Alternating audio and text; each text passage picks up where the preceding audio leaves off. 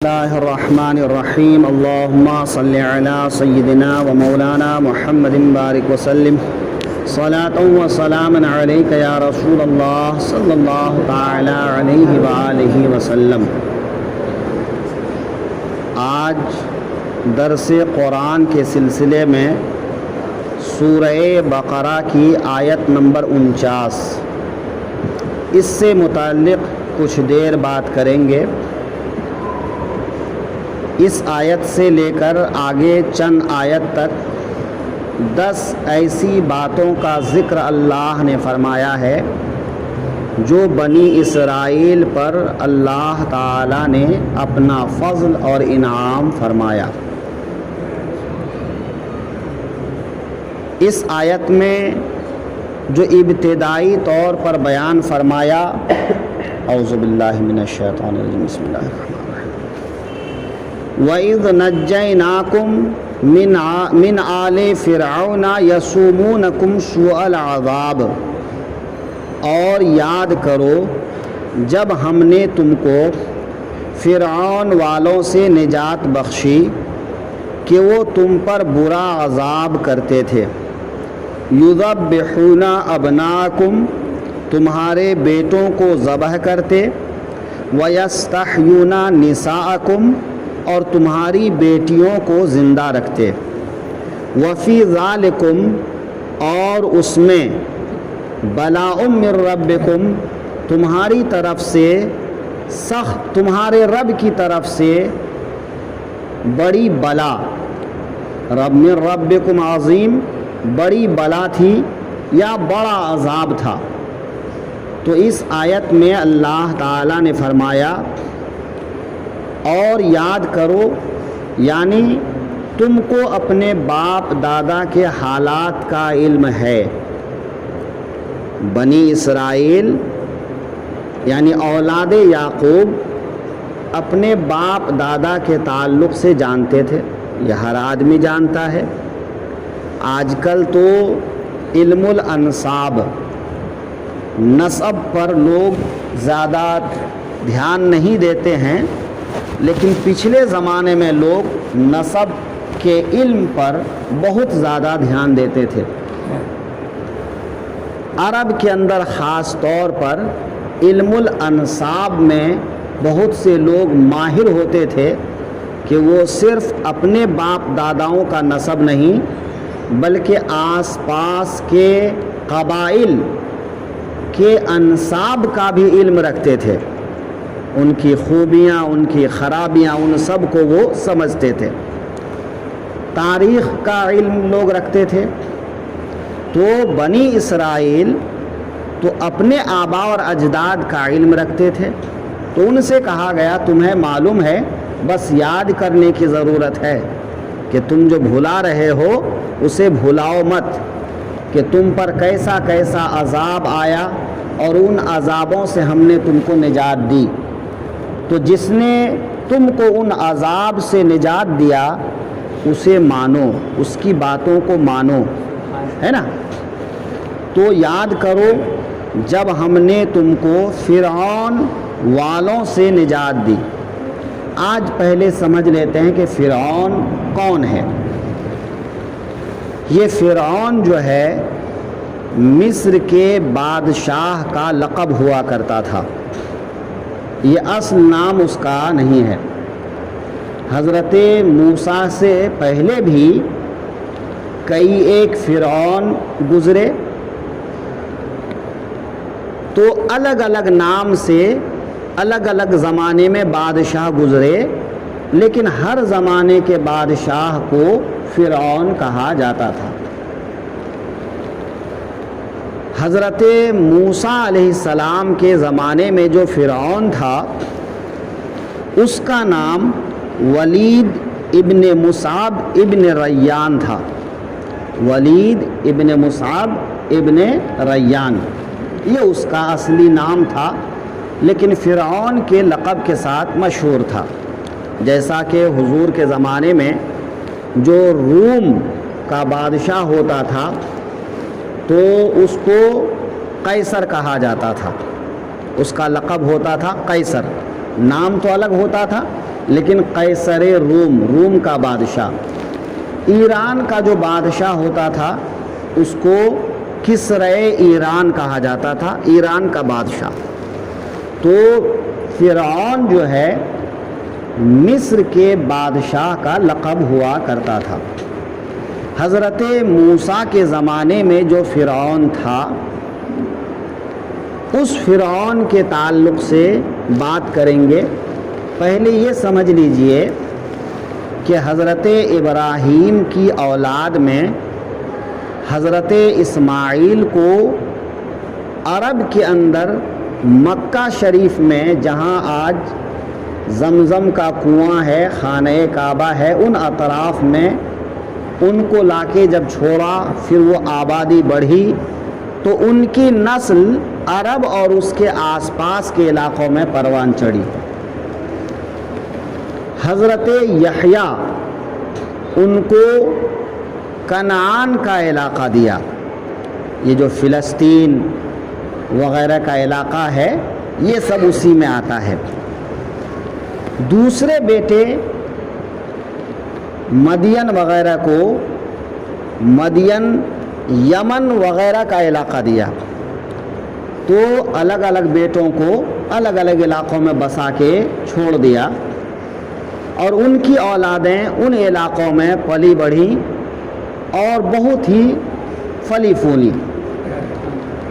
اس سے ایک بات سمجھ میں آتی ہے، حالانکہ وہ یہاں پر موضوع نہیں ہے، کہ جب بال بچے بڑے ہو جائیں، شادی بیاہ کر دو تو ان کو الگ مکان دے دو، الگ کاروبار دے دو، ان کو الگ تھلگ کر دو، نہ ایک ساتھ رہے نہ روز کے جھگڑے ہوں، ہے نا؟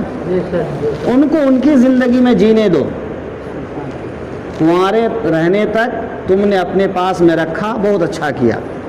اگر آج بھی وہ تمہارے ساتھ رہنا چاہتے ہیں خوشی سے، بہت اچھا ہے، لیکن اگر وہ نہیں رہنا چاہتے، ان کو تکلیف ہو رہی ہے، تو الگ الگ کر کے دور کر دو۔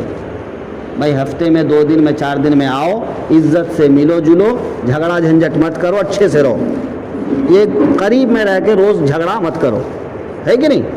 تو حضرت ابراہیم نے کیا کیا؟ ایک بیٹے کو مکہ میں، ایک بیٹے کو کنعان میں، اور ایک بیٹے کو یمن کے علاقے میں مدین میں لے آ کے بسا دیا، اپنے اپنے علاقے میں رہو، خوش کرو۔ تو حضرت یحییٰ کی اولاد میں حضرت یعقوب ہیں، حضرت یعقوب کی اولاد تک جو ہے وہ سب کنعان اور اس کے آس پاس میں رہے۔ پھر اللہ کو منظور ہوا، حضرت یوسف کو بھائیوں نے کنویں میں ڈالا، تجارت کی قافلوں نے اٹھا کر ان کو مصر کے بازار میں لے جا کے فروخت کیا، مصر کے وزیر اعظم نے خریدا، غلام کے طور پر پالا پوسا، لیکن اللہ نے خود ایک دن ان کو مصر کا وزیر اعظم بنایا ہے۔ تو جب وہ مصر کے وزیر اعظم بنے تو مصر کا جو اس زمانے کا بادشاہ تھا وہ بھی مسلمان ہوا، تو مصر میں اسلام پھیلا، دین ابراہیم۔ تو دین ابراہیم پر حضرت یوسف اور ان کے بھائیوں، یعنی حضرت یوسف نے اپنے ہی دور میں اپنے باپ اور بھائیوں کو سب کو مصر میں بلا لیا، تو وہاں پر یہ لوگ بہت پھلے پھولے، ایک زمانے تک جو ہے ان لوگوں نے وہاں پر بہت زیادہ دین کی خدمت بھی کیے، پھلے پھولے، اور وہاں پر حکومتیں بھی سنبھالے۔ گزرتے وقت کے ساتھ جو ہے صدیاں گزرتی گئیں، لوگ آتے گئے۔ مصر میں جو حضرت موسیٰ علیہ السلام کا زمانہ آیا، اس زمانے میں ایک آدمی ادھر اصفہان کے علاقے سے اپنی غربت کی وجہ سے شام گیا، شام سے روزگار کی تلاش میں وہ مصر گیا۔ مصر میں جب وہ روزگار تلاش کرنے لگا تو دیکھا کہ گاؤں دیہات میں خربوز یا تربوز یہ سستے ہیں اور شہر میں مہنگے، تو اس نے سوچا کہ سستا خریدوں اور مہنگا شہر میں لے جا کے بیچوں۔ اس نے خریدا، لیکن راستے میں جگہ جگہ چنگی یہ ٹول ناکے جیسے ہوتے نا، ایسی جگہ جگہ جو ہے ان سے ٹیکس وصولے جانے لگا۔ وہ دیہات سے شہر پہنچتے پہنچتے ٹیکس دیتے دیتے جب وہ شہر پہنچا تو اس کے پاس ایک بچا، کتنا؟ ایک خرگوش۔ وہ سمجھ گیا کہ اس ملک میں کوئی نظم و نسق نہیں ہے، جو جیسا چاہتا ہے دھاندلی کر کے پیسہ کما رہا ہے۔ وہ ایک قبرستان میں جا کر بیٹھا، اور انہی دنوں مصر کے اندر ایک وبائی بیماری پھیلی تھی، لوگ کثرت سے مر رہے تھے۔ تو یہ جا کے قبرستان میں بیٹھ گیا اور بولا مردہ دفن کرنا ہے تو 5 درہم ادھر ٹیکس دو، یہ سرکاری حکم ہے، گورنمنٹ کا ٹیکس ہے یہ۔ تو اس طرح سے جو ہے ٹیکس لگانا شروع کر دیا۔ تو ٹیکس لگا کے وہ چند دنوں کے اندر جو ہے وہاں پر بہت سارا مال اکٹھا کر لیا۔ اسی بیچ میں ایک بڑے آدمی کا انتقال ہوا جو سلطنت یعنی بادشاہ کے قریبی لوگوں میں سے تھے۔ اس کو پکڑ کے بادشاہ کے پاس لے گیا اور بولا کہ یہ دیکھیے 2 نمبری کام کر رہا ہے، یہ مردہ دفن کرنے کا ٹیکس وصول کر رہا ہے۔ تو وہ کہنے لگا کہ بادشاہ میں آپ تک پہنچنے کے لیے ہی ایسا کرنے لگا تھا، یہ سارا پیسہ آپ لیجئے، میں چاہتا ہوں کہ آپ مجھے کوئی عہدہ دے دیجئے تاکہ میں آپ کے ملک کے اندر قانونی جو خرابیاں ہیں اس کو درست کروں۔ اس کو ایک چھوٹا عہدہ دے دیا گیا۔ دھیرے دھیرے جو ہے وہ پوری فوج کا سربراہ بن گیا۔ جب بادشاہ مر گیا تو لوگوں نے اس کو بادشاہ بنا دیا۔ وہ بادشاہ بنتے ہی لوگوں کو حکم دیا کہ اب لوگ اس کو سجدہ کریں، اب لوگ اس کو سجدہ کریں۔ تو جو لوگ وہاں موجود تھے وہ تو سجدہ کرنے لگے۔ اس کا ایک وزیر تھا حامان، سب سے پہلے اس نے سجدہ کیا۔ اسی طرح عام اعلان کیا اور اپنا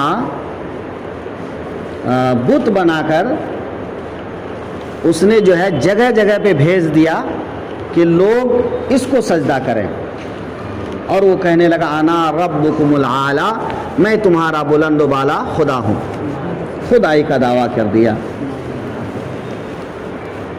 عام طور پہ لوگ تو اس کی بات مان گئے، بت پرستی چالو ہو گئی، اس کو لوگ پوجنے لگ گئے، اس کے سجدے کرنے لگ گئے۔ لیکن وہاں پر جو بنی اسرائیل بستے تھے انہوں نے اس کو سجدہ کرنے سے منع کر دیا کہ ہم ایک خدا کی عبادت کرتے ہیں، ہم اسی کی عبادت کریں گے، تمہاری عبادت نہیں کریں گے، تم کو سجدہ نہیں کریں گے۔ اس نے دیگوں میں تیل کھولایا اور بنی اسرائیل کے لوگوں کو لا کے اس میں ڈالنے لگا، کھولتے ہوئے تیل میں۔ بنی اسرائیل نے اس ظلم کو بھی برداشت کیا۔ کئی ہزار لوگوں کو اس نے اسی طرح سے کھولتے ہوئے تیل میں ڈال دیا اور مار ڈالا۔ اس کے وزیروں نے مشورہ دیا کہ اس طرح بنی اسرائیل مر جائیں گے تو ہمارا کام کون کرے گا، اس لیے اب مارنا بند کرو، ان کو سختی کرو، یوں مارو پیٹو، ان سے سختی سے کام لو۔ تب ان کے جوانوں کو پہاڑ توڑ کے، پتھر اٹھا کے لانے کا حکم دیا، اینٹ بنانے کا حکم دیا۔ ان کی عورتوں کو گھروں کی صاف صفائی کے لیے رکھ لیا، ان کے بوڑھوں کو اپنے کام کاج میں لگا دیا، یہاں تک کہ اپنے گھر کی غلاظت نالیاں ان سے صاف کرواتے تھے۔ اس طرح سے ذلیل و خوار کر کے رکھ دیا۔ اسی بیچ میں اس نے یہ خواب دیکھا کہ بیت المقدس سے ایک آگ آئی ہے اور پورے مصر میں جو فرعونی ہیں وہاں پہچان کے لیے 2 لفظ بولے جاتے تھے، قبطی اور نبطی۔ تو قبطی فرعونیوں کو کہتے تھے اور نبطی بنی اسرائیل کے لوگوں کو کہتے تھے۔ تو تمام قبطیوں کے گھر جلا کر اس آگ نے برباد کر دیے، لیکن نبطیوں کو آگ نے چھوا تک نہیں، بنی اسرائیل کو چھوا تک نہیں۔ اب اس طرح سے خواب دیکھا تو پریشان ہوا، اور ایک خواب یہ بھی دیکھا کہ ایک اژدہا ہے جو نکل کر جو ہے نبتیوں کی بستی سے آتا ہے اور اس کے تخت کو تباہ و برباد کر دیتا ہے۔ فرعون نے تمام نجومیوں کو، کاہنوں کو بلا کر کہا کہ اس کی تعبیر بتاؤ، اس کا حل بتاؤ۔ نجومیوں نے کہا کہ بنی اسرائیل میں ایک بچہ پیدا ہوگا، وہ بچہ تمہاری سلطنت کو ختم کرے گا، ٹکڑے ٹکڑے کر دے گا، برباد کر دے گا۔ فرعون نے اپنے سپاہیوں کو حکم دیا کہ بنی اسرائیل کے مردوں کو اپنی بیویوں کے ساتھ سونے سے منع کر دو، جو عورتیں حاملہ ہیں ان کا حمل ضائع کروا دو، جو لڑکے پیدا ہو رہے ہیں ان کو قتل کر ڈالو۔ 70,000 حمل گروائے اس نے، بے شمار بچوں کو قتل کروایا۔ اب بچے لڑکے پیدا ہوتے تو اسے قتل کر دیتے، لڑکی پیدا ہوتی تو اس کو زندہ چھوڑ دیتے۔ ظاہر سی بات ہے یہ کتنا بڑا عذاب تھا بھئی۔ عام طور پر لوگوں کو بیٹوں سے زیادہ محبت ہوتی ہے، بیٹوں کو سامنے قتل ہوتا ہوا دیکھے۔ اچھا، جب بیٹے قتل ہو جائیں گے تو گھر کا سہارا ہی ختم ہو جائے گا، یہ کمزور ہو جائیں گے، دوسروں کی غلامی کرنے پر مجبور ہو جائیں گے۔ لڑکیوں کی عزت و آبرو خطرے میں ہو جائے گی کہ جب لڑکیاں زیادہ ہو جائیں گی، لڑکے کم ہو جائیں گے تو ان کی شادی بیاہ کہاں ہوگی؟ تو مطلب ہر طرح سے ان کو ذلیل و رسوا کر کے رکھ دیا۔ اسی بیچ میں حال یہ ہوا کہ اب بچے قتل کیے جانے لگے اور بوڑھے مرنے لگے۔ تو اس کے وزیروں نے کہا بوڑھے مر جائیں گے، بچے قتل کر دیے جائیں گے تو پھر ہماری خدمت کون کرے گا؟ تو کہا ٹھیک ہے، 1 سال کے بچوں کو زندہ چھوڑو اور 1 سال کے قتل کرو۔ ظالم تو ظالم ہوتا ہے نا، ظالم کے ظلم کی کوئی انتہا نہیں ہوتی۔ ظالم کو صرف اپنی حکومت سے مطلب ہوتا ہے، چاہے کچھ بھی کرنا پڑے۔ تو اپنی حکومت بچانے کے لیے اس نے اب یہ حکم دیا، جس سال بچوں کو، لڑکوں کو زندہ چھوڑنے کا حکم تھا، اس سال حضرت موسیٰ کے بڑے بھائی حضرت ہارون پیدا ہوئے، اور جس سال قتل ہونے کا سال تھا اس سال حضرت موسیٰ پیدا ہوئے۔ حضرت موسیٰ کی پیدائش اور اس کے بعد کے جو حالات ہیں انشاءاللہ کل بیان کریں گے، آج یہیں پر ختم کرتے ہیں۔ تو اس فرعون کے ظلم سے اللہ نے نجات دلایا بنی اسرائیل کو، تو اسی کا یہاں پر تذکرہ ہو رہا ہے کہ یاد کرو کہ کیسا ذلیل و رسوا کر کے رکھا تھا تم کو، اور ہم نے تم کو ان کے ظلم سے، ان کی سختی سے تم کو نجات دلایا۔ تو ہمارا احسان مانو اور ہمارے آخری پیغمبر پر ایمان